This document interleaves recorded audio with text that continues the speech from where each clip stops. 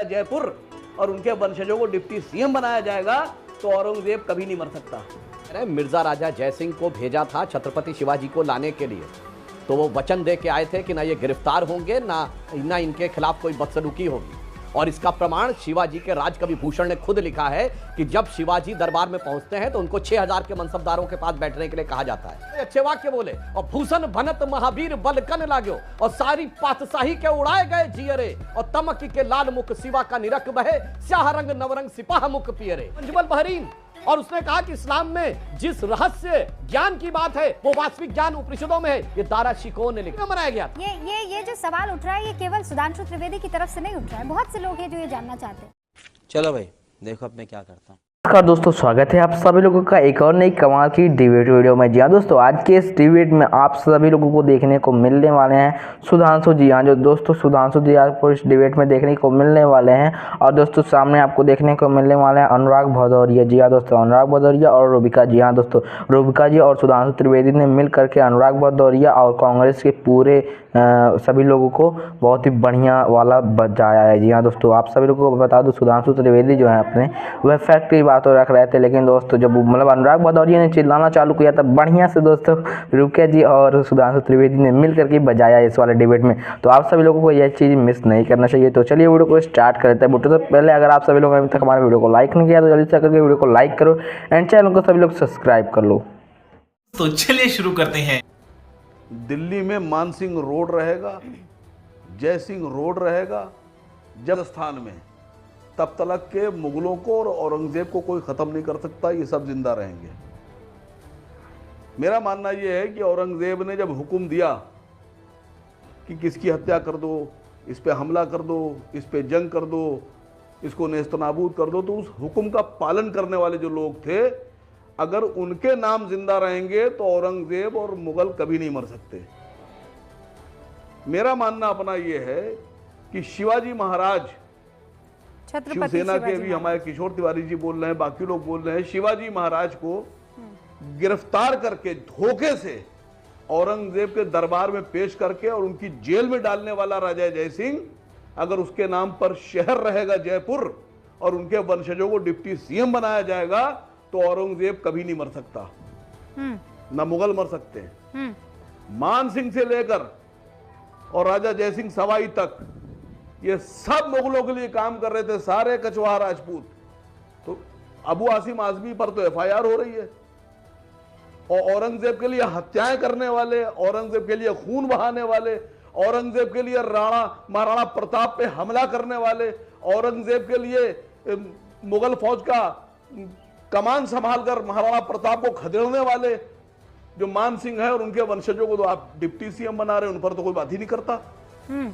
मैं टेलीविजन के ऊपर आज भारत सरकार से मांग करता हूं कि औरंगजेब के नाम की कोई सड़क नहीं होना चाहिए, कोई शहर नहीं होना चाहिए, लेकिन मान सिंह के नाम पर रोड का नाम बदलिए, जयसिंह के नाम पर रोड का नाम बदलिए, राजा जयसिंह के नाम से बसाए गए जयपुर को उसका नाम बदलिए और जयसिंह के वंशजों को डिप्टी सीएम पद से हटाइए। उनका हुकूमत में कोई काम नहीं है। औरंगजेब का नाम हटा दें, जिन्होंने आप शिवाजी महाराज को गिरफ्तार कराया, लेकिन 3-4 नाम बता रहे हैं कि वो हट जाए। सुधांशु जी लेकर आए हैं एक रिक्वेस्ट।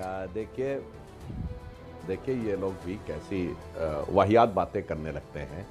इन लोग देखिए औरंगजेब पे नहीं बोल पाए, इधर उधर चले गए। तो मैं ये भी बताना चाहता हूं, आप कह रहे हैं मिर्जा राजा जयसिंह को भेजा था छत्रपति शिवाजी को लाने के लिए, तो वो वचन दे के आए थे कि ना ये गिरफ्तार होंगे ना इनके खिलाफ कोई बदसलूकी होगी। और इसका प्रमाण शिवाजी के राजकवि भूषण ने खुद लिखा है कि जब शिवाजी दरबार में पहुंचते हैं तो उनको 6000 के मनसबदारों के पास बैठने के लिए कहा जाता है, जिसको देखकर शिवाजी को बुरा लगता है और वो जाकर उलेमा की कुर्सी पर बैठ जाते हैं। औरंगजेब चाहता तो उसी समय उनको मारा जा सकता था, पर उसने देखा कि अगर मैंने यहां पे कुछ किया तो जितने लोग हैं उनके तलवार अपने मुंह पे हाथ जा चुके थे, यहां पे खून खराबा हो जाएगा, इसलिए इतना अपमान सहकर वो चुप रहा। जिसको भूषण ने लिखा है कि सबन के ऊपर जो ठाड़े राखिबे के जो सबसे ऊपर खड़े रखने के योग्य था, ताही ठाड़ो कियो 6000 के नियरे, उसको 6000 के मनसबदारी के साथ खड़ा किया। जानगर गमन गल उर धारी, यानी गुस्सा उर में धार कर, किन्हों न सलाम न वचन बोले सियरे। शिवाजी ने ना उसको सलाम किया ना कोई अच्छे वाक्य बोले। और भूषण भनत महावीर बलकन लाग्यो, और सारी पातशाही के उड़ाए गए जियरे, और तमकी के लाल मुख शिवा का निरख बहे, स्याह रंग नवरंग सिपाह मुख पियरे। यानी उसके बाद जो उनका गुस्से का चेहरा देखा तो नवरंग एक वन ऑफ द एडजेक्टिव था औरंगजेब का, उसका रंग जो था स्याह पड़ गया और सिपाहियों का रंग पीला पड़ गया। जनाब ऐसा नहीं था जो आप कहने का प्रयास कर रहे हैं। उसी वजह से औरंगजेब की हिम्मत नहीं हुई कि अगर मैंने किया तो उसके बाद जयसिंह और राजपूतों का भी रिएक्शन मुझे सामना करना पड़ेगा। इसलिए मेरे भाई जो हिस्ट्री को तोड़ना मरोड़ना लड़ाने के लिए आपस में प्रयोग करना, उस सारी बातों को समझिए। मगर अभी तक नहीं बोल पाया असीम वकार साहब कि अपने सगे 3 भाइयों शुजा, मुराद और दारा का कत्ल करना, ऐसा कोई आदर्श आप अपने परिवार में चाहेंगे? सगे बाप को जेल में डालकर पानी के लिए तरसाना, मुझे लगता है ऐसे बाप को। और मैं एक और बात बताना चाहूं, दारा शिको वो व्यक्ति था जिसने संस्कृत सीखी, उसने उपनिषदों को पढ़ा, उपनिषदों का फारसी में अनुवाद कराया। और असीम वकार साहब आपको पता उस अनुवाद का क्या नाम था? सिर्रे अकबर, यानी वर्ड्स ऑफ गॉड। मगर कोई, मैं आज के जमाने में कट्टरपंथी मुस्लिम और सेकुलर दल को नहीं देखता हूं दारा शिको की जयंती बनाता हूं। दारा शिको ने किताब लिखी मंजुमल बहरीन, और उसने कहा कि इस्लाम में जिस रहस्य ज्ञान की बात है वो वास्तविक ज्ञान उपनिषदों में है। ये दारा शिको ने लिखा। और काशी के पंडित राज जगन्नाथ से उसने संस्कृत सीखे। कोई सेकुलरिज्म का सूरमा जो कहता है मैं गंगा जमुनी तहजीब को मानता हूं, वो दारा शिको की जयंती नहीं मनाता। उन 2007 में 300 साल हुए थे औरंगजेब की मौत के, क्या जलसा दिल्ली में मनाया गया था? ये जो सवाल उठ रहा है ये केवल सुधांशु त्रिवेदी की तरफ से नहीं उठ रहा है। बहुत से लोग हैं जो ये जानना चाहते हैं, कट्टर, विलन नुमा, क्रूर, ये सब क्यों आप लोगों के हीरो हैं? क्यों? और मैं सियासतदानों की बात कर रही हूँ, क्यों ठूसना चाहते हैं आप लोगों के जहन में कि ये आपके हीरो हैं? अरे बात तो सुनने दीजिए, मेरी कहने दीजिए मुझे। आपके चैनल पर सुधांशु त्रिवेदी ने ये एक्सेप्ट कर लिया कि राजा जयसिंह औरंगजेब के लिए काम कर रहे थे, एक्सेप्ट कर लिया उन्होंने। उनका बहुत बहुत शुक्रिया सच बोलने के लिए। दूसरी बात, राजा मान सिंह ने हल्दी घाटी में महाराणा प्रताप के ऊपर अटैक किया फौज लेकर मुगलों की, और महाराणा प्रताप को भागना पड़ा और जंगलों में रहना पड़ा। इस पर क्या कहेंगे आप? मैं तो खाली सीधी सी बात कर रहा हूं कि अगर औरंगजेब क्रूर था तो उसके इशारे पर हत्या करने वाले, जंग लूट करते थे लोग, उसकी फौज में जो लुटेरे थे उनको को आप क्यों बख्श रहे हैं? हाँ, उनको मैं कह रहा हूं कि औरंगजेब के लिए काम करने वाले एक व्यक्ति का हिसाब होना चाहिए। असीम मान सिंह के नाम रूबिका जी एक लाइन बोल दीजिए। ये खेल मत कीजिए, आप इधर उधर की बात मत करिए। औरंगजेब पर आपका क्या विचार है पहले ये बता दीजिए।